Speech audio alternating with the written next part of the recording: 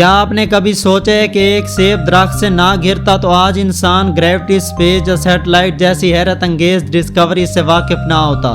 ایک عام سیب کے گرنے نے پوری دنیا کے سائنسی کنسیپٹ کو بدل کر رکھ دیا۔ یہ کوئی افسانہ نہیں بلکہ حقیقت ہے، ایک انٹیلیجنٹ برین کی ایک انوکھا سوال اور پھر ایک ایسا سفر جس نے انسانیت کو تاریکی سے نکال کر روشنی کی طرف دھکیل دیا۔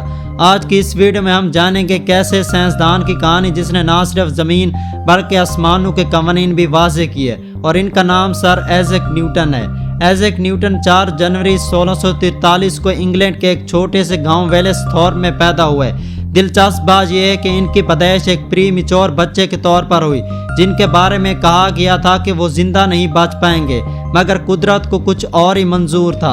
ان کے والد جو انہی کے نام سے تھے، ان کی پیدائش سے 3 ماہ قبل ہی انتقال کر گئے تھے۔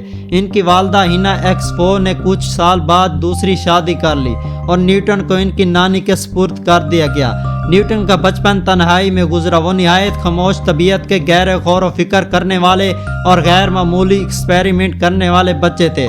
انہوں نے کھلونے سے مشینیں بنانے، واٹر کلاک، پنکھا اور ونڈ مل کے ماڈل بنانے میں خاص دلچسپی حاصل کی۔ یہ وہ ابتدائی اشارے تھے جنہوں نے دنیا کو یہ بتایا کہ یہ بچہ دوسروں سے کافی زیادہ مختلف ہے۔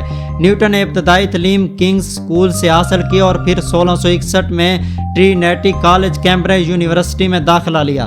ان دنوں یورپ میں یونانی فلسفہ ایرسٹوٹل کی تعلیمات اور سائنس کا نیا دور شروع ہو رہا تھا۔ نیوٹن ان سب سے متاثر تھے۔ کیمبرج میں رہتے ہوئے ان پر گلیلیو، کیپلر اور ڈیکارت جیسے سائنسدانوں کے خیالات کا گہرا اثر پڑا۔ انہوں نے میتھمیٹکس، ایسٹرونومی اور فزکس پر بےحد محنت کی۔ یہ وہ وقت تھا جب انگلینڈ میں ایک بیماری پھیل گئی اور نیوٹن کو 2 سال کے لیے اپنے گاؤں واپس جانا پڑا۔ لیکن یہی 2 سال جنہیں نیوٹن نے پروڈکٹیو ایسولیشن کہا، ان کی زندگی کا سب سے انقلابی دور بن گیا۔ نیوٹن کی سب سے مشہور ڈسکوری گریوٹی ہے۔ یہ کہانی سب نے سنی ہے کہ وہ درخت کے نیچے بیٹھے تھے کہ ایک سیب گرا اور انہوں نے سوال کیا، یہ نیچے کیوں گرا ہے، اوپر کیوں نہیں گیا؟ یہ سوال بچپنے کا نہیں بلکہ عظیم سائنس کا آغاز تھا۔ نیوٹن نے یہ تھیوری پیش کی کہ ہر شے دوسری چیز کو ایک فورس کے ذریعے کھینچتی ہے۔ اسی فورس کو انہوں نے گریوٹی کہا اور پھر اسی نظریے کو میتھمیٹیکل صورت میں ثابت بھی کیا۔ انہوں نے یہ ثابت کیا کہ یہی فورس زمین پر چیزوں کو نیچے گراتی ہے اور اسپیس میں سیاروں کو اس کے آربٹ کے اندر رکھتی ہے۔ نیوٹن نے نہ صرف گریوٹی بلکہ موشن کے بنیادی لا بھی واضح کیے، جو آج تک کلاسیکل فزکس کی بنیاد سمجھے جاتے ہیں۔ ان کے پہلے قانون کے مطابق ہر چیز اپنی موجودہ حالت میں رہتی ہے جب تک کہ کوئی بیرونی فورس اس پر عمل نہ کرے۔ نیوٹن کے دوسرے قانون کے مطابق کسی چیز کی موشن میں تبدیلی اس پر لگنے والی فورس کے تناسب سے ہوتی ہے، یعنی کہ اس کے ڈائریکٹلی پروپورشنل ہوتی ہے۔ نیوٹن کا تیسرا قانون کافی زیادہ فیمس ہے، جس کے مطابق ہر چیز کا ایک ری ایکشن ہوتا ہے، یعنی کہ ہر ایکشن کا ایک ری ایکشن ہوتا ہے۔ یہ لا نہ صرف فزکس بلکہ انجینئرنگ، خلائی سائنس اور روزمرہ زندگی کے مسائل سے بھی لاگو ہو سکتے ہیں۔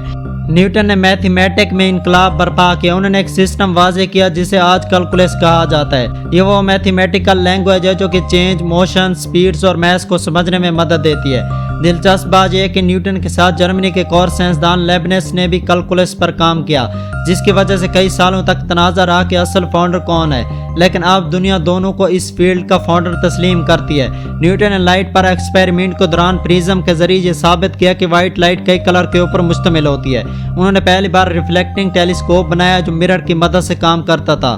یہ انوینشن آج کی تمام ماڈرن اسپیس ٹیلیسکوپ کی بنیاد سمجھی جاتی ہے۔ ان کی کتاب آپٹکس لائٹ کی نیچر اور اس کے اصولوں پر مبنی ایک مکمل تفصیل فراہم کرتی ہے۔ نیوٹن کی کتاب پرنسپا میتھمیٹیکا 1687 سائنس کی تاریخ کی سب سے بڑی کتابوں میں شمار ہوتی ہے۔ اس کتاب میں انہوں نے گریوٹی اور موشنز کے قوانین کو سیاروں، ستاروں اور آربٹس پر لاگو کیا۔ انہوں نے بتایا کہ چاند زمین کے گرد اسی فورس کے بحث گھومتا ہے جیسے سیب زمین پر گرتا ہے۔